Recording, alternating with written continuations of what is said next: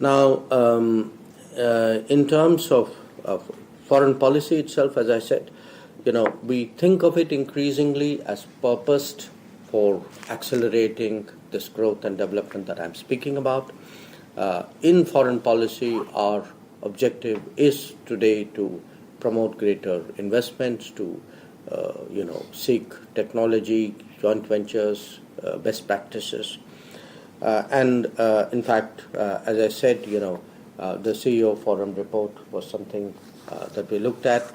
I spoke to Minister Goyal yesterday when I was on my way to Sydney, and certainly, our intention is to look at this and use it as a base for further conversation and discussions. Now, having spoken about India, I am the foreign minister, so it would be remiss of me not to speak a little bit about the world. And as you say, I do believe something happened yesterday.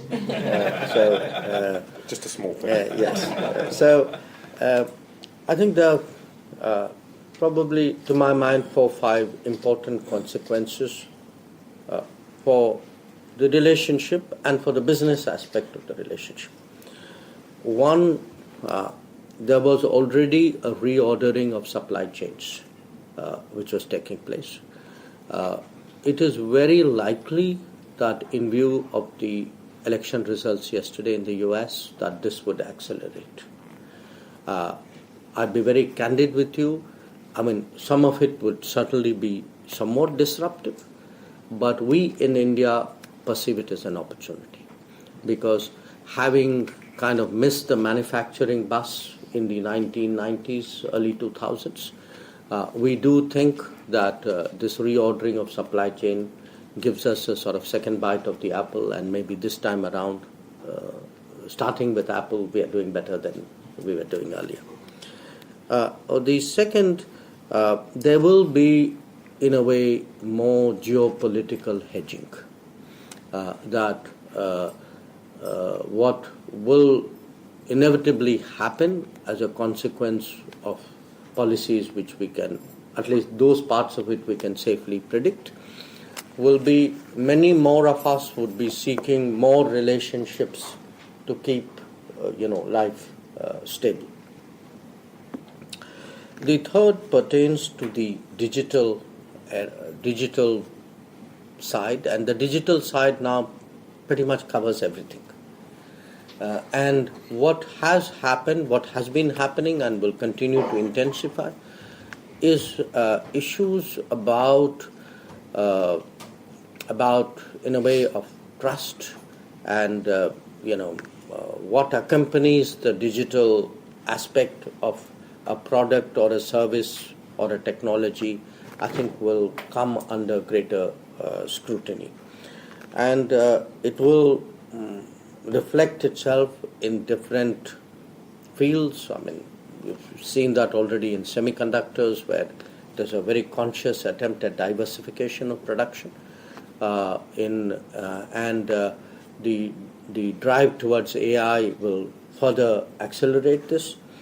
So digital payment platforms, for example, would become, in a sense, more valuable, but also, which platform to use with whom becomes an important question. A fourth one, to my mind, is mobility of talent and skills, because even as there is a re-globalization or reworking of the current architecture, apart from the technology changes, I think the demographic unevenness of the world is beginning to bite us. That there would be economies where the demand would be high, the talents may not be plentiful, it could be different in other places. And what will happen, in a sense, is already happening. And I can, give you some very interesting numbers here, is we will be moving, my guess is perhaps in the next few years, to a much more integrated global workplace. That many countries, and it'll be, to my mind, even a United States under Donald Trump, will make a distinction in immigration and mobility. That for them, economically justified mobility will have to be fostered, while those where the economic value is less or negative will have to be managed. So this is going to be, in fact, I tell my colleagues in foreign policy, I actually think for us, at least in India, it's going to be one of the top 3 priorities. That how do you create and manage and optimize a global workplace? Now the global workplace doesn't mean that the talent alone has to move. Businesses can move as well. We've already seen in the last few years, right now by the last count, we have about 1,800 global capability centers in India, which between them generate about $150 billion worth of exports. So we see this trend intensifying, because the more technology-driven, more digital era is going to require a certain concentration and access to skills and talent. So whether the talent goes to the business or the business goes to the talent, that's a decision which corporates will be making. And finally, we do think that again, politics notwithstanding, the world will be greener.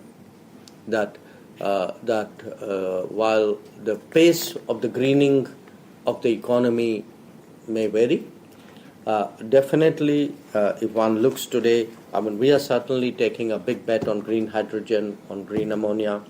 We are thinking of green shipping corridors. Electric mobility is already upon us. We are looking at biodiesel. In fact, that's something we are pushing very strongly at sustainable aviation fuel. So that whole world is green steel. These are going to come. Politics or no politics, it may come faster, it may come in some countries more than other countries, but it will actually not stop as a global trend. So these, to my mind, would be the geopolitical factors we have to contend with, and which our relationship.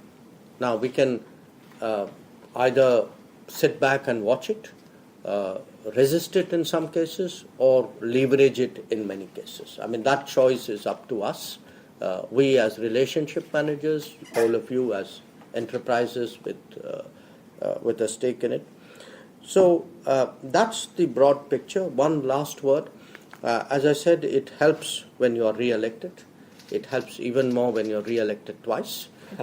So we've got off to a fast start. We've done less than 150 days of the third term. But even in this period, we have made we've taken some very big calls. Among the calls which might be of interest to you, one is to set up 12 major industrial zones across India with a view to attracting global manufacturing and promoting domestic manufacturing. Secondly, to double down on the infrastructure spending, because the infrastructure investments are still primarily driven by government spending. So we will continue to do that, and we hope to see a greater private sector involvement there. And we intend to connect that to the zones in question. 3, a big focus on human resources development, on skills. We are encouraging corporates to do more internship. There's a kind of a Prime Minister's internship scheme which we have announced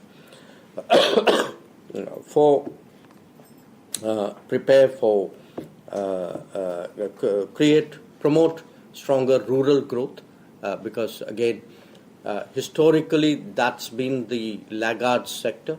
That's changing now. So as the agrarian economy really sort of gets better value for its production, we are seeing actually the gaps between industrial growth and rural growth narrow in comparison to the past.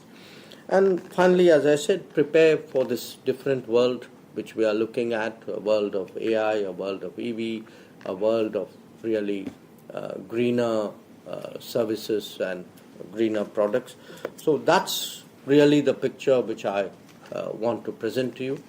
I'd be very happy to listen to any comments you have, any suggestions, any problems. And I do say this, if you have problems, we would frankly like to hear from you, maybe in front of others, but maybe not. Maybe you want to tell us separately.